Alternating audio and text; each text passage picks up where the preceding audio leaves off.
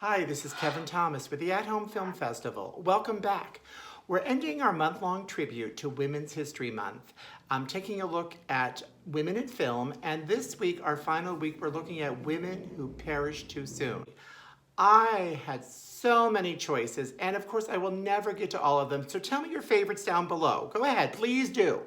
But I have talked about Jean Harlow before, as well as Carole Lombard. They're two great actresses that I completely missed. So they're not going to be on this list, but I have done shows with them before. So why don't you look at my playlists and find things previously where I talked about Jean and Carole.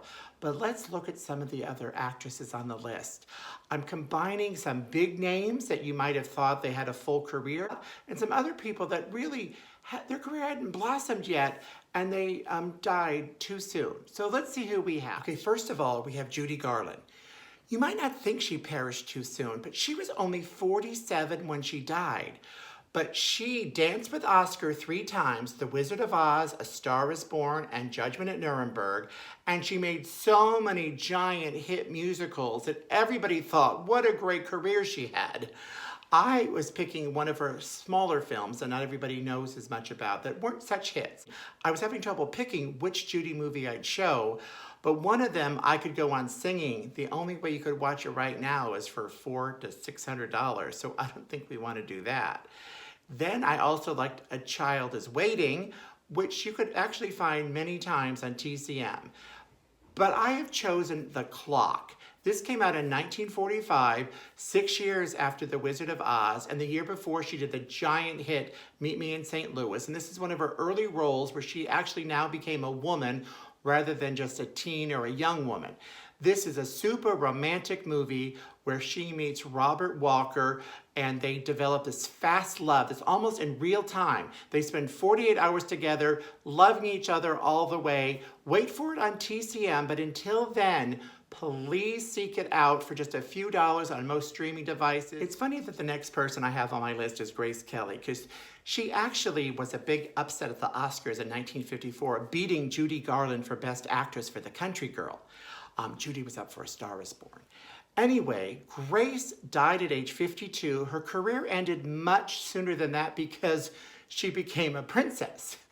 But she still did so many quality movies from this time she started out in High Noon through her first Oscar nomination on Mogambo. I think that Grace won the Oscar over Judy, though, is because she had a great body of work in 1954. She did 5 movies, and 3 of them are noteworthy. Besides The Country Girl, Grace was in Rear Window, which I'm focusing on because she blew me away in this film. Even this is her first scene. We see her all sexy and beautiful. And then let's listen. She just makes such a great first impression on all of us as film goers. What does she do? Let's hear what she has to say. Who are you? Reading from top to bottom. Lisa. Carol.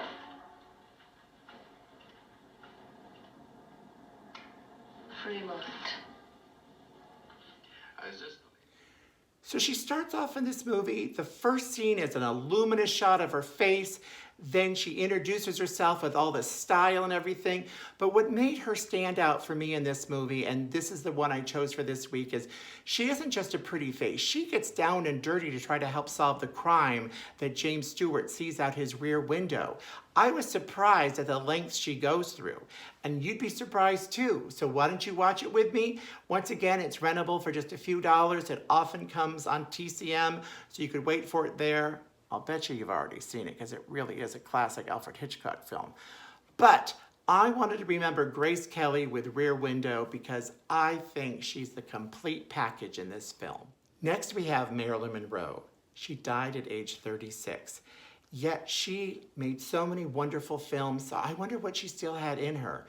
This movie I'm recommending this week, Don't Bother to Knock, you could rent it for a few dollars on most streaming devices, is actually a dramatic turn for Marilyn, and it shows you she's more than just a sex symbol. She was a really good actress. I think this movie turned her career around early on. She did a lot of super small, sexy roles before this. But when she did Don't Bother to Knock, where she plays kind of a psychotic babysitter, that's super evil. Well, actually more psychotic than evil. She ended up then becoming a leading actress in most everything she did past this. She did all those sexy movies where she danced a lot. Then she started making things not more serious, but showing she's got acting chops, like The 7-Year Itch, Bus Stop, The Prince and the Showgirl, and Some Like It Hot. For all of those, she won awards or was nominated. So why don't we see Marilyn in a different light, a dramatic light, as a psychotic babysitter, and you will know that she's more than a pretty face. Natasha Richardson also perished too soon. She made such a mark on American audiences. People probably didn't realize she was British, but she not only is British, she's part of the British royal family of acting, the Redgraves. Anyway, we remember her from her film debut in America, not like in the world, with Patty Hearst. Then she did The Handmaid's Tale, the movie, not the TV series. And many people remember her from The Parent Trap. But I actually love Widow's Peak, which she does with Mia Farrow and Joan Plowright. Interesting, it takes place in the UK, but she plays an American. But it's about a bunch of widows that are sort of almost a little backstab because there's so few men to go around, and yet the men that are there die. It's very funny. It's got great performances. It's refreshing. I really enjoy this film. Rent it for a few dollars on most streaming devices. And while you're there, look up other Natasha Richardson films. But fun, fun, fun. Let's watch it. Brittany Murphy died at age 32. She was everyone's best friend in so many movies. Clueless, Riding in Cars with Boys, Freeway, Girl Interrupted. Then she started becoming the leading actress. I don't think all of her leading roles were successful, but I do love, love, love Little Black Book, which co-stars great people like Holly Hunter and Kathy Bates, where she plays a young woman that accidentally, or maybe on purpose, sees some secrets in her boyfriend's Little Black Book, and she wants to make sure he's not cheating on her, he's the one for her. All the meantime, funny things are happening at her job. If you've got stars, you could watch this for free. Shh, I wanna hear Madeline Kahn first, because she's just a riot. Let's watch this scene together. Hello?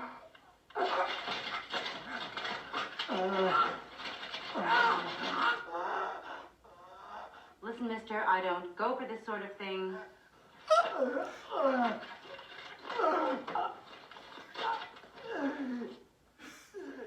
I know a lot of the other girls are turned on by these sort of kinky phone calls, but I really couldn't care less. How did you, get my room number?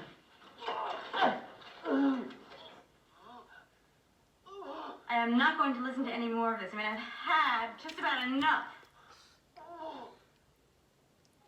What are you wearing? Jeans? You're wearing jeans? Okay, so it was so hard to actually find one movie of Madeline Kahn's, and yet she perished too soon.